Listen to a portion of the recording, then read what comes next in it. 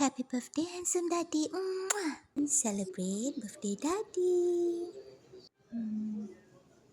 Daddy mesti suka sebab wet food ni kegemaran dia. Shiba. Satu family makan Shiba malam ni untuk celebrate birthday daddy mereka. Happy birthday to Daddy Pipich. Happy birthday to Daddy Pipich. Happy birthday to Daddy Pipich, tersayang dan terhandsome di dunia. Makan sayang, makan. Makan time. Birthday Dida Daddy yang ke-14 tahun. Mami pun makan juga tu Shiba. Favorite Daddy Shiba.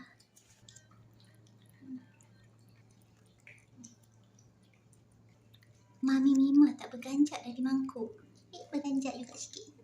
Tadi macam biasalah dia makan gravy tu dulu, baru dia makan ikan-ikan tu semua. Tuna. Makan sayang. Meremang bulu tu.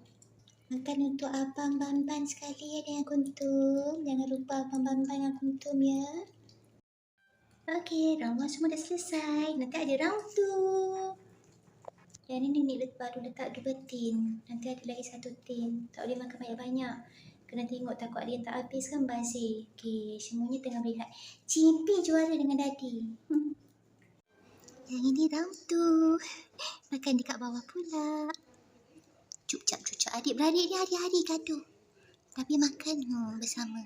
Yang ini jangan cakap. Birthday dia 2 kali. Celebrate makan 2 hari.